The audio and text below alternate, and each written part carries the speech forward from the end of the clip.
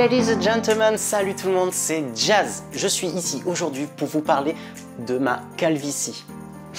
Non, je rigole. Je suis ici pour vous parler de ce qui sera peut-être mon futur moyen de transport. Mais avant ça, jingle.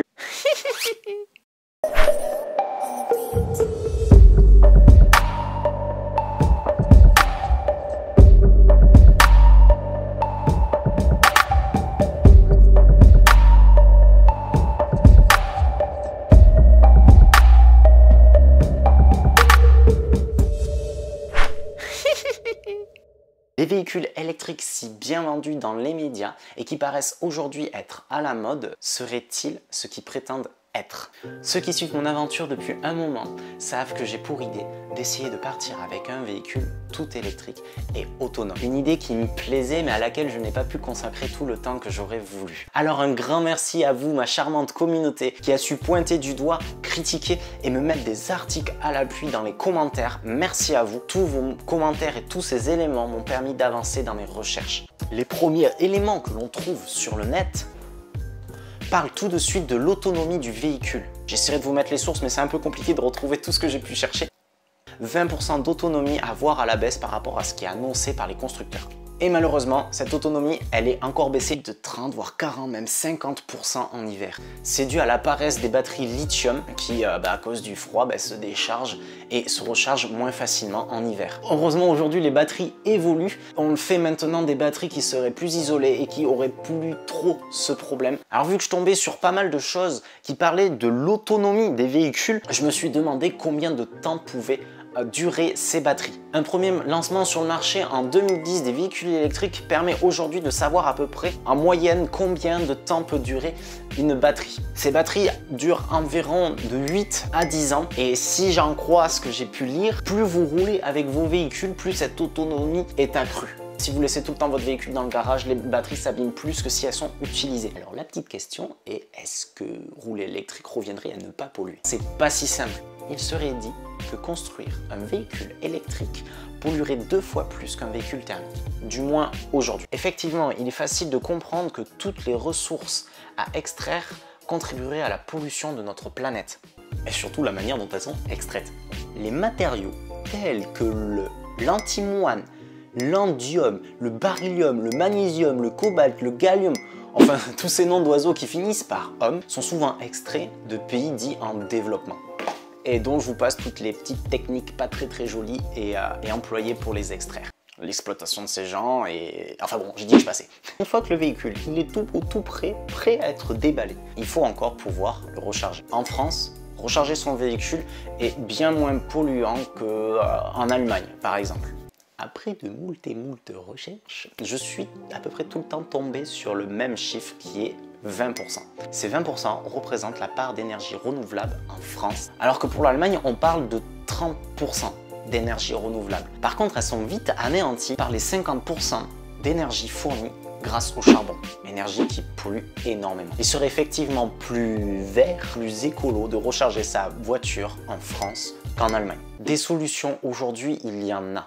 On sera tous à peu près d'accord pour dire que ce n'est pas la solution de demain, mais en tout cas que ça contribue à de meilleurs jours. Par exemple, BMW s'est employé à fabriquer des véhicules avec des éléments recyclés ou recyclables. Encore mieux, dans toutes mes recherches, je suis tombé sur cette voiture Noah qui se dit aussi Noé en français. Les chercheurs et les constructeurs de cette voiture ont décidé d'utiliser des batteries lithium-ion qui seraient à 95% recyclables, qui permettraient derrière de refabriquer des batteries. Mais mieux que ça encore, certains le savent aujourd'hui, nous sommes dans une économie dite linéaire, qui consiste tout simplement à extraire, produire des matières premières, les transformer en produits. Il nous suffit donc après aujourd'hui nous de les consommer et ensuite on les jette. Sauf que dans la nature ça se passe pas du tout comme ça. Eux, les constructeurs de noix, veulent que leur voiture fasse partie d'une économie dite circulaire. Une économie qui consiste tout simplement à ne rien jeter, qu'il n'y ait pas de déchets. Car tous ces déchets en fait seraient réutilisés en boucle pour reconstruire derrière et recommencer. C'est déjà ce que fait très bien la nature. Tu es poussière et tu finis poussière, enfin un truc du genre. C'est pourquoi le châssis, la carrosserie et même l'intérieur de ce véhicule en biopolymère à base de betterave et de lin. Enfin un truc d'hippie. T'es hippie? Y y en a partout. Ils veulent sauver la Terre, mais ils font que fumer des joints hippies. Au secours!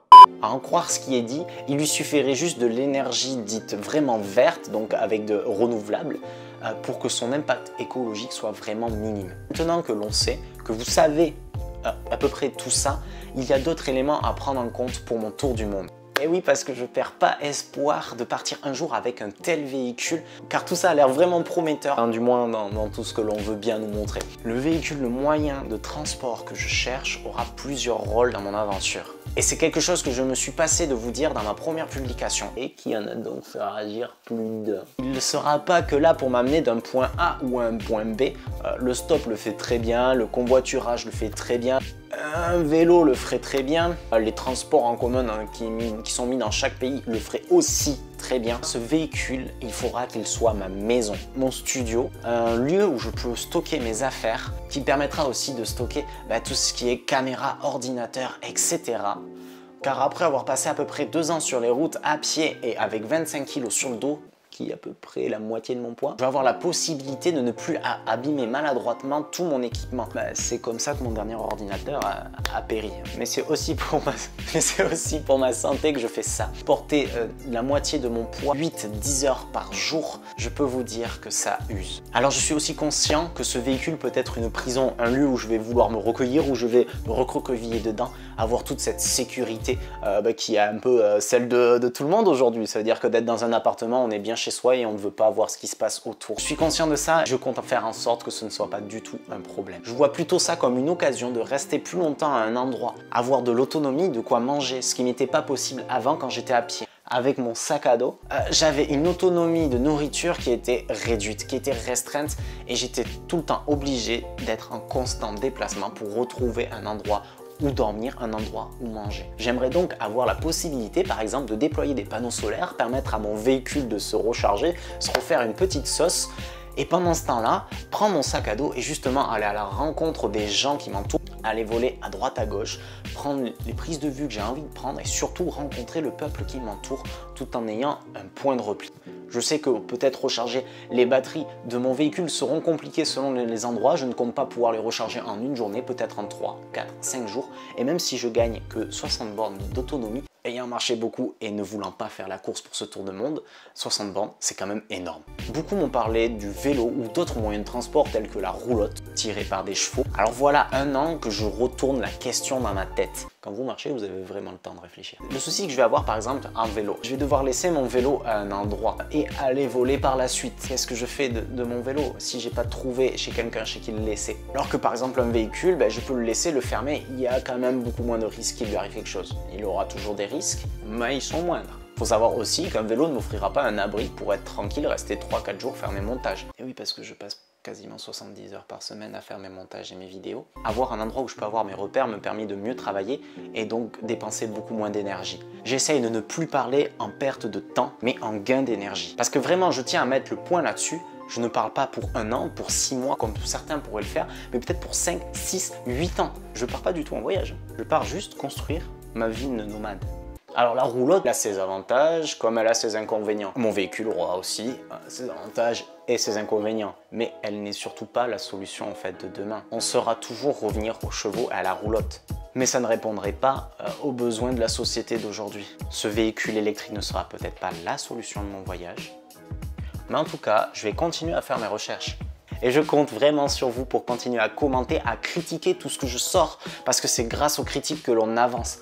Bien sûr, je parle de critiques constructives. Si c'est pour me dire que c'est de la merde, allez le faire ailleurs. Par contre, si c'est pour me dire que c'est bien, vas-y, restez, moi j'aime bien quand on dit que c'est bien. Il y aura toujours matière à critiquer, il y aura toujours matière à casser. Mais par contre, moi, je garde espoir que les choses s'améliorent. Aujourd'hui, notre planète est dans la merde, alors il faut trouver des solutions. J'espère que cette vidéo vous a plu.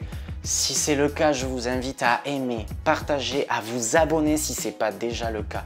Montrez ça à vos amis, je continuerai à faire d'autres vidéos. Si vous avez des sujets que vous voulez que je traite, ce sera avec plaisir que je le ferai. Alors je vous dis à très vite et surtout n'oubliez pas, partageons.